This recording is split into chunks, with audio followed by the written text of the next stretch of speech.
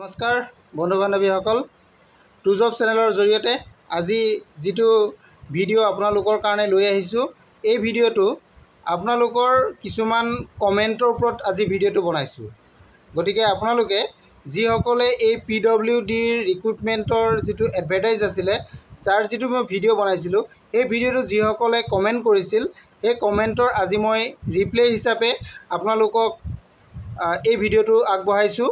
কাৰণ বহুতে ভিডিঅ'টোত কমেণ্ট কৰিছে, সকলোবিলাকক কমেণ্টৰ মই ৰিপ্লাই দিয়াটো সম্ভৱ নাছিল। সেইকাৰণে আজি মই এই ভিডিঅ'টো আপোনালোকক বনাই সকলোখিনি ৰিপ্লাই দিম বুলি ভাবিছোঁ। গতিকে বন্ধু বান্ধৱীসকলে ভিডিঅ'টো শেষলৈকে চাব বুলি মই আশা ৰাখিলোঁ, যাতে সকলোখিনি আপোনালোকৰ যিখিনি কমেণ্ট আছিলে কমেণ্টৰ সকলোবিলাক আপোনালোকে উত্তৰ পাব। গতিকে বন্ধু বান্ধৱীসকল, আপোনালোকক মই সবিশেষ জনাম, আপোনালোকে চাই থাকক। আপোনালোক বহুতৰে মাজৰ কিছুমানে কমেণ্ট কৰিছিল যে মই ডিমা হাছাও PRC নহ'লে এপ্লাই কৰিব পাৰিমনে, যে ডিমা হাছাও কেণ্ডিডেটসকলেহে ইয়াৰ কাৰণে আবেদন কৰিব পাৰিব। এইটো 1 নম্বৰ উত্তৰ মই আপোনালোকক দিলোঁ। ইয়াতে যিহেতু PRC কথা উল্লেখ আছিলে, এইটো আপোনালোকে চাব পাৰিব, মই আপোনালোকক দেখাই দিম ইয়াতে কি দিয়া হৈছে। এই বস্তুটো আপোনালোকে চালে গম পাব। ইয়াতে লিখা আছে আপডেট পাৰ্মানেণ্ট ৰেচিডেণ্ট চাৰ্টিফিকেট, অৰ্থাৎ PRC of Dima Hasao district. Dima Hasao ডিষ্ট্ৰিক্টৰ যদি হয় তেতিয়াহে আপোনালোকে এপ্লাই কৰিব পাৰিব। ইয়াৰ পৰা এইটোৱে বুজি পাব লাগে যে ডিমা হাছাও কেণ্ডিডেটসকলেহে ইয়াত আবেদন কৰিব পাৰিব।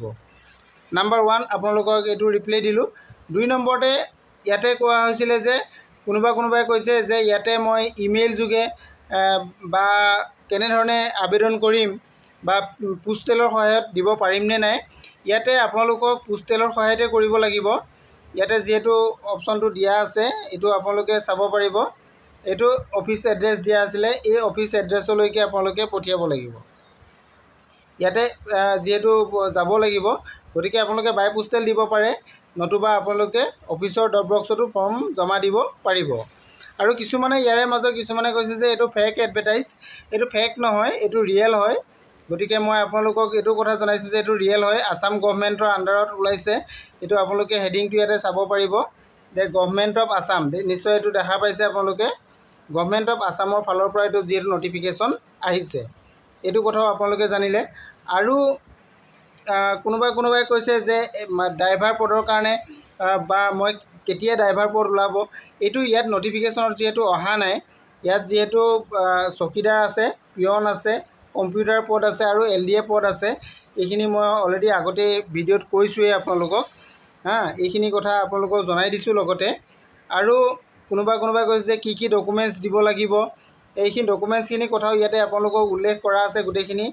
SSLC এডমিট কাৰ্ড বা বাৰ্থ চাৰ্টিফিকেটৰ উপৰিও যদি বাৰ্থ চাৰ্টিফিকেট আছে তেতিয়া নালাগে, যদি আপোনালোকৰ SSLC এডমিট কাৰ্ড আছে তেতিয়াহ'লে দিব। বাৰ্থ চাৰ্টিফিকেটৰ কাৰণে মাৰ্কশ্বিট, চাৰ্টিফিকেট এইখিনি দিব লাগিব। এইখিনি সকলোখিনি ডকুমেণ্টছ ইয়াতে কলম ৱাইজত মই অলৰেডি আগৰ ভিডিঅ'ত আপোনালোকক জনাই দিছোঁ। আপোনালোকে চাই ল'ব। কাষ্ট চাৰ্টিফিকেট থাকিলে কাষ্ট চাৰ্টিফিকেটো দিব লাগিব। এইখিনি বস্তুৱে আছিল। আৰু লাষ্ট ডেট কেতিয়া হ'ব, লাষ্ট ডেটটোৰ কথা কোনোবাই কৈ আছে। লাষ্ট ডেটটো আপোনালোকে চাওক যে 28 জুলাইলৈকে আছে। গতিকে আপোনালোকে 28 জুলাইৰ ভিতৰত এইটো জমা দিব লাগিব। এইখিনি আপোনালোকক ক'লোঁ। আৰু যদি কিবা জানিব বিচাৰে আপোনালোকে, ইয়াৰ উপৰিও মই যিমানখিনি পাৰোঁতো আপোনালোকক জনাই দিছোঁ। আৰু কেইজনমানে কৈছিলে যে চিলেকশ্যন প্ৰচিডিঅ'ৰ কেনেকুৱা হ'ব।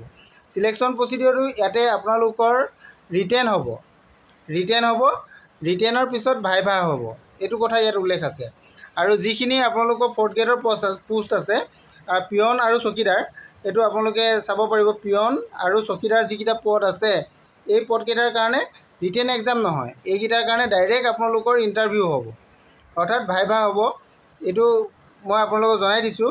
এই দুটা পদৰ কাৰণে ভাইভা হ'ব। আৰু বাকী যিকেইটা LDA আৰু কম্পিউটাৰ পদ আছে, ইয়াৰ কাৰণে ৰিটেন এক্সাম হ'ব। আৰু কম্পিউটাৰটোৰ কাৰণে কম্পিউটাৰ স্কিল টেষ্ট হ'ব আৰু ভাইভা হ'ব, এইকেইটা হ'ব। গতিকে সকলোখিনি কথা মই আপোনালোকক জনাই দিলোঁ। আৰু কিবা জানিবলগীয়া থাকিলে আপোনালোকে কমেণ্ট কৰিব, মই আকৌ নতুন এটা ভিডিঅ'ত আপোনালোকক ইয়াৰ বিষয়ে ক'বলৈ চেষ্টা কৰিম। Thank U.